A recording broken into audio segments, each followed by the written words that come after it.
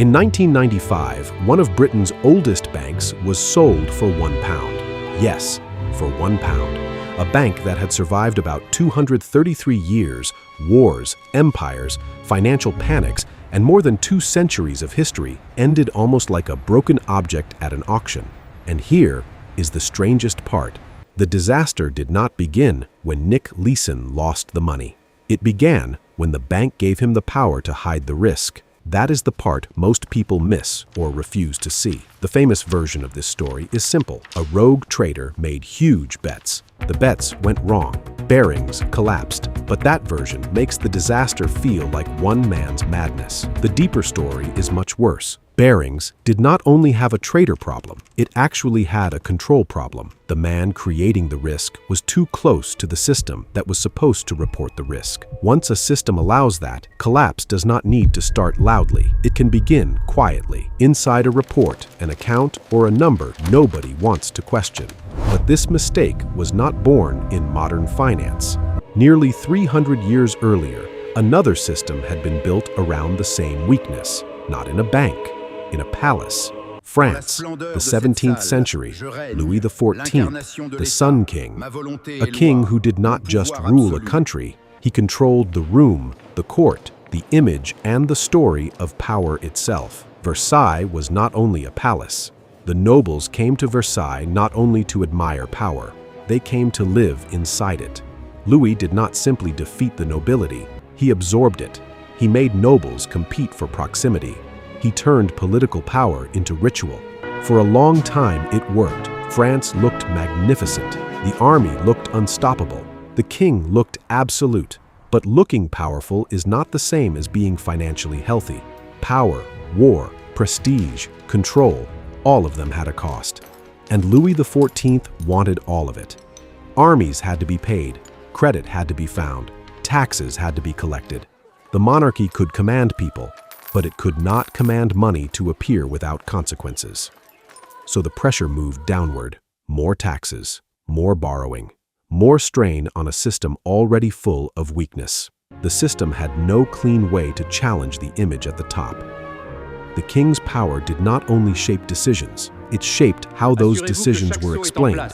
And once that happens, numbers stop being a warning system. They become part of the performance. Centuries later, Barings Bank would make the same mistake in a different language. No crown, no palace, no royal court, just screens, trades, reports, and a hidden account. But the architecture was familiar. Singapore, early 1990s. Nick Leeson was working for Barings, a bank whose name carried history, respected, connected, old, and that reputation mattered, because reputation becomes dangerous when people start confusing age with safety. Leeson's job was supposed to look boring, controlled arbitrage, small price differences, technical profits, not something big enough to threaten the entire bank.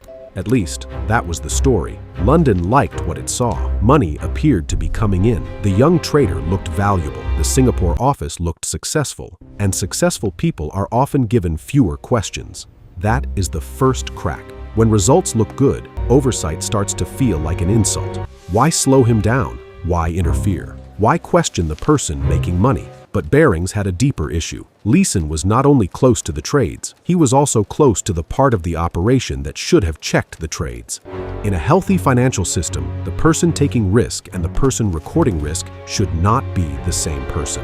Think of it this way. The trader drives the car.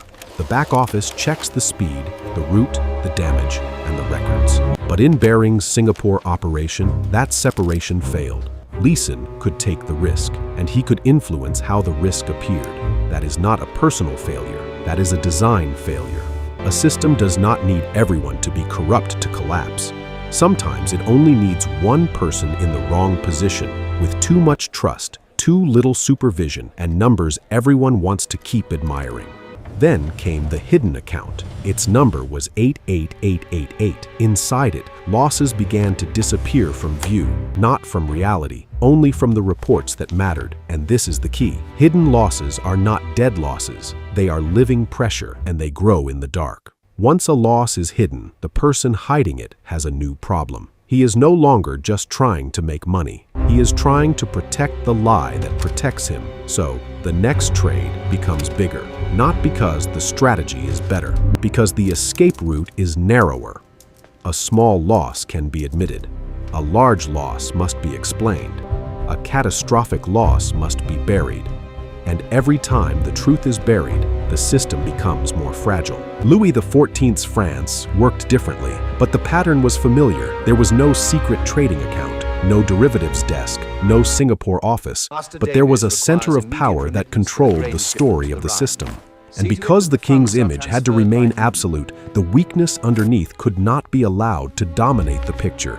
France was not simply spending. It was locking itself into a structure where the appearance of power demanded more spending, and more spending demanded more pressure. That's how strong systems become trapped. They are not destroyed by weakness alone. They are destroyed because admitting weakness feels more dangerous than extending it. At Barings, admitting the losses early would have been humiliating, but survivable.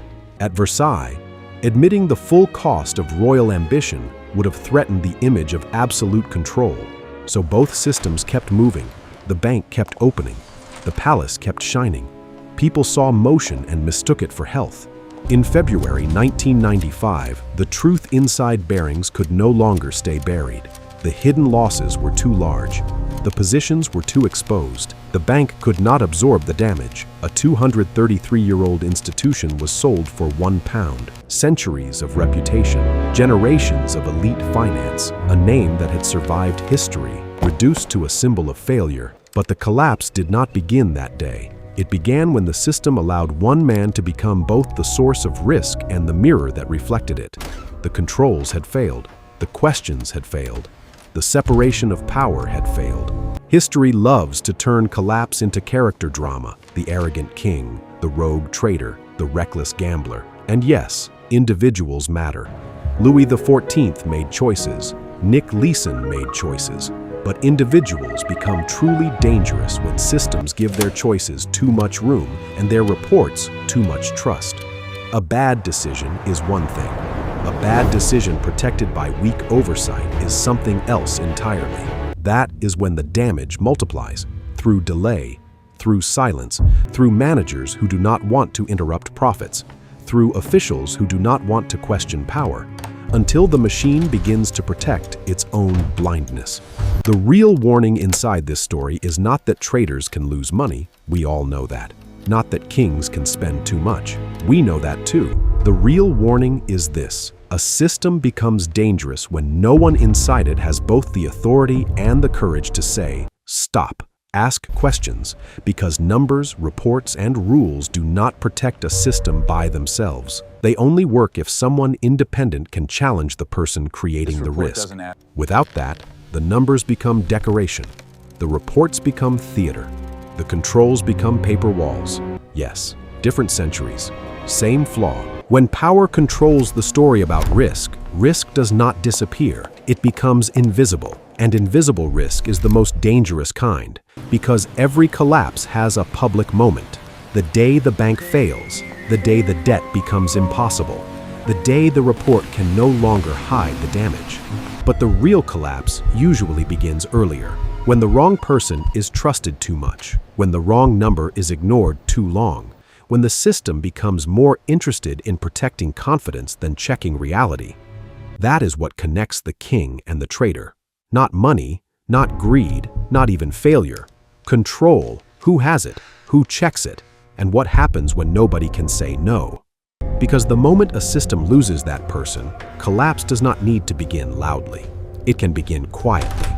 And one day, the world calls it a sudden collapse. But it was not sudden. It was supervised by silence. And maybe that is the most uncomfortable part of all. A system does not always look broken before it breaks. Sometimes it looks successful, elegant, profitable, untouchable, until someone finally asks to see what the image was hiding. By then, the risk is no longer a warning. It is the ending.